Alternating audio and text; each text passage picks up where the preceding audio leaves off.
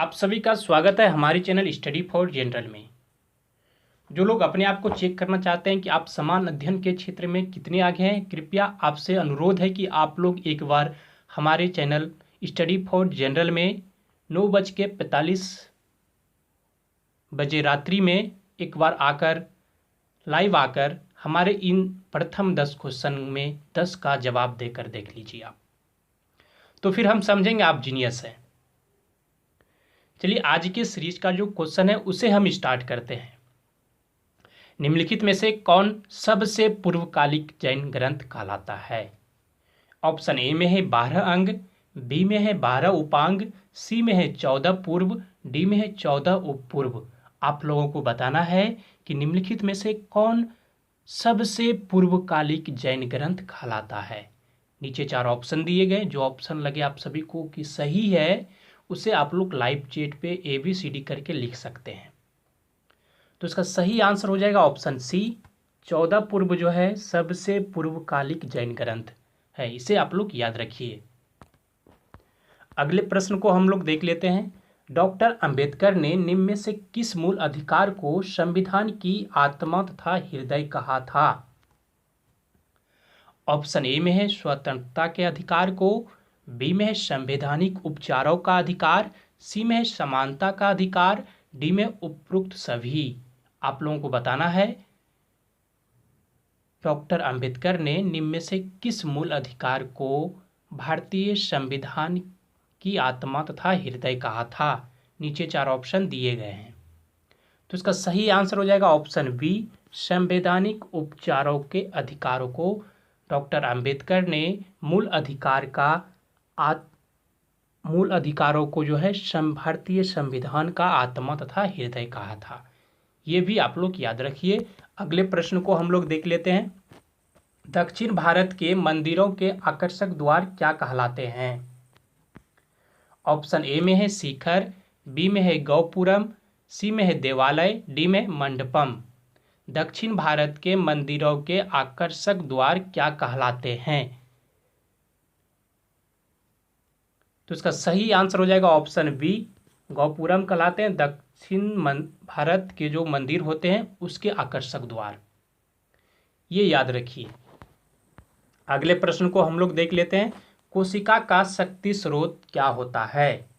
Option में ए में है कोशिका भित्ति, बी में है माइटोकॉन्ड्रिया, सी में है राइबोसोम, डी में है न्यूक्लियस। आप लोगों को बताना है कोशिका का शक्ति स्रोत क्या होता है। तो इसका सही आंसर हो जाएगा ऑप्शन बी, माइटोकॉन्ड्रिया, या इसे कोशिका का पावर हाउस भी कहा जाता है। ये भी आप लोग याद रखिए। अगले प्रश्न को हम लोग देख लेते हैं। ए डोज ऑफ लाफ्टर पुस्तक के लेखक कौन है? ऑप्शन ए में है खुशवंत सिंह, बी में है RK लक्ष्मण, सी में है अनुराग माथुर, डी में है अमिताभ घोष। आप लोगों को बताना है कि ए डोज ऑफ लाफ्टर पुस्तक के लेखक कौन है।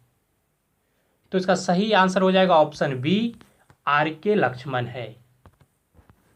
अगले प्रश्न को हम लोग देख लेते हैं। शेख बहाउद्दीन जकरिया किस संप्रदाय के थे? ऑप्शन ए में है सुहारवर्दी संप्रदाय, बी में है ऋषि संप्रदाय, सी में है चिश्ती संप्रदाय, डी में है फिरदौसी संप्रदाय। आप लोगों को बताना है कि शेख बहाउद्दीन जकरिया किस संप्रदाय के थे। तो इसका सही आंसर हो जाएगा ऑप्शन ए, सहारवर्दी संप्रदाय के थे शेख बहाउद्दीन जकरिया। अगले प्रश्न को हम लोग देख लेते हैं। निम्नलिखित में से किसने 1857 के विद्रोह को एक षड्यंत्र की संज्ञा दी? ऑप्शन ए में है sir James Outram and W Taylor, B में है sir John Kaye and W Taylor, C में है सर जॉन लॉरेंस, और डी में है TR होल्मस। आपको बताना है कि 1857 का जो विद्रोह हुआ था उसे किसने एक षड्यंत्र की संज्ञा दी थी। तो इसका सही आंसर हो जाएगा option A, sir James Outram, और W टेलर ने इसे षड्यंत्र बताया कि हिंदू और मुसलमान की एक मिली षड्यंत्र है। तो ऑप्शन ए सही है। अगले प्रश्न को हम लोग देख लेते हैं। अस्थाई बंदोबस्त किसके साथ किया गया? ऑप्शन ए में है जमींदारों के साथ, बी में है ग्रामीण समुदायों के साथ, सी में है मुकदमों के साथ, डी में है किसानों के साथ। आप लोगों को बताना है कि अस्थाई बंदोबस्त ये कब किया गया था? 1793 में। और आप लोगों को बताना है किसके साथ किया गया था। तो इसका सही आंसर हो जाएगा ऑप्शन ए, जमींदारों के साथ किया गया था। और इसको प्रभावित कौन किया था अगर बात करें तो लॉर्ड कॉर्नवालिस के द्वारा किया गया था। ये भी आप लोग याद रखिए। इसमें क्या होता था कि नए जमींदार जो इससे जुड़े उसको क्या होता था कि 10/11 भाग को कंपनी को देना पड़ता था, जो भी कर वो लेते थे, और 1/11 भाग अपने पास उसको रखना पड़ता था। ये भी आप लोग याद रखिए। अगले प्रश्न को हम लोग देख लेते हैं। भारत में चलित किसका मानस पुत्र था? भारत में मोबाइल कोड जो है किसका मानस पुत्र था, ये बताना है आप सभी को। ऑप्शन ए में है न्यायमूर्ति भगवती, बी में है श्री राजीव गांधी, डी में है डॉक्टर APJ अब्दुल कलाम, डी में है श्रीमती प्रतिभा पाटिल। आप लोगों को बताना है कि भारत में चलित किसका मानस पुत्र था। तो इसका सही आंसर हो जाएगा option C, doctor APJ Abdul Kalam के द्वारा मोबाइल कोड चलाया गया था सब प्रथम बार। अगले प्रश्न को हम लोग देख लेते हैं। विश्व की सबसे ऊंची चोटी किस प्रकार के पर्वतों में पाई जाती है? ऑप्शन ए में है प्राचीन मोरदार पर्वत, बी में है नवीन मोरदार पर्वत, सी में है अपशिष्ट पर्वत, डी में है ब्लॉक पर्वत। आप लोगों को बताना है कि विश्व की जो सबसे ऊंची चोटी है किस प्रकार के पर्वतों में पाई जाती है। तो इसका सही आंसर हो जाएगा ऑप्शन बी, नवीन मोरदार पर्वत में जो है विश्व की सबसे ऊंची चोटी पाई जाती है। अगले प्रश्न को हम लोग देख लेते हैं। अब जो प्रश्न मिलेंगे ये थोड़े नॉर्मल होंगे, आप लोग इसका आंसर अधिकतर दे सकते हैं। निम्नलिखित में से किस सुल्तान के दरबार में सबसे अधिक गुलाम थे? ऑप्शन ए में है बलबन, बी में है अलाउद्दीन खिलजी, सी में है मोहम्मद बिन तुगलक, डी में है फिरोज तुगलक। आप लोगों को बताना है किस सुल्तान के दरबार में सबसे अधिक गुलाम थे। तो इसका सही आंसर हो जाएगा फिरोज तुगलक के दरबार में जो है सबसे अधिक गुलाम थे। लगभग अगर बात करें तो 1,80,000 के 1,80,000 के पास में थे। ये भी आप लोग याद रखिए। और इनको जो देना पड़ता था अगर बात करें वेतन का तो 10 से लेकर 100 दिनार के बीच में। अगले प्रश्न को हम लोग देख लेते हैं। कणीय तत्व क्या है? आप लोगों को बताना है कणीय तत्व क्या है। ऑप्शन ए में है ठोस अपशिष्ट, बी में है वायु प्रदूषक, सी में है जल प्रदूषक, डी में है मृदा प्रदूषक। आप लोगों को बताना है कणीय तत्व क्या है। तो इसका सही आंसर हो जाएगा ऑप्शन बी, वायु प्रदूषक है कणीय तत्व। अगले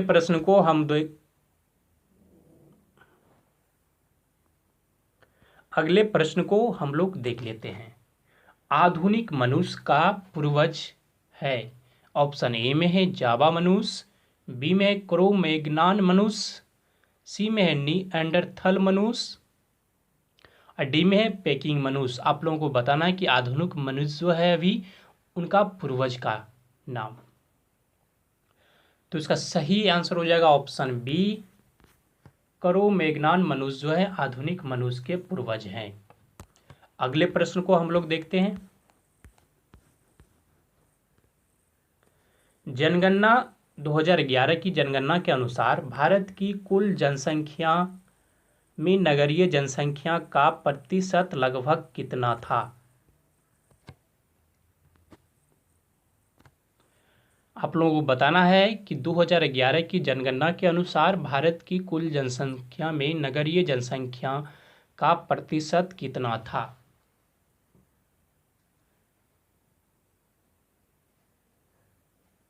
ऑप्शन ए में है 21, बी में है 31, सी में है 36, डी में है 40। अगर इसका सही बात करें कौन सा ऑप्शन सही है तो ऑप्शन बी है, और ये 31.2% था नगरीय जनसंख्या। अगर ग्रामीण जनसंख्या का बात करें तो ये 68.8 है।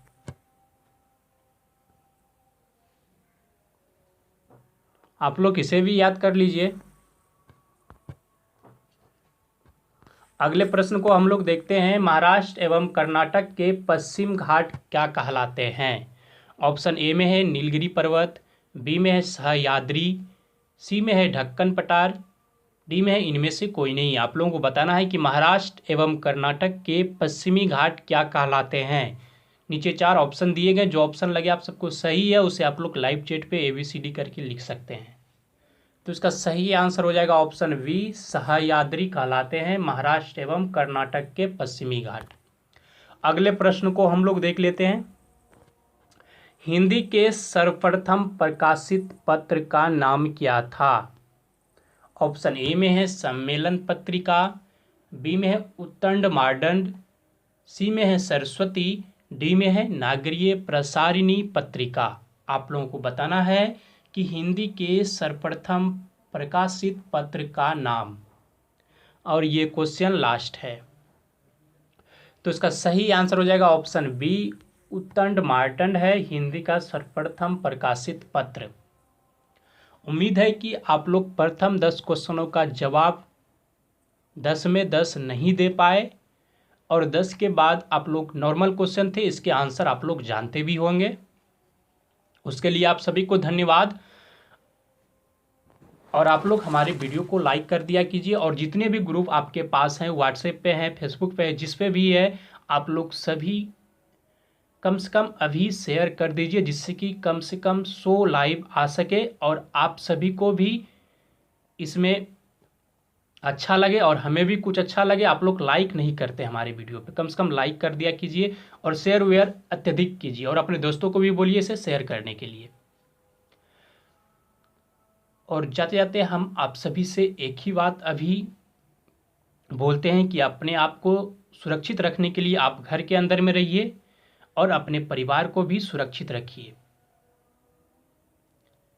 जय हिंद, धन्यवाद आप सभी को।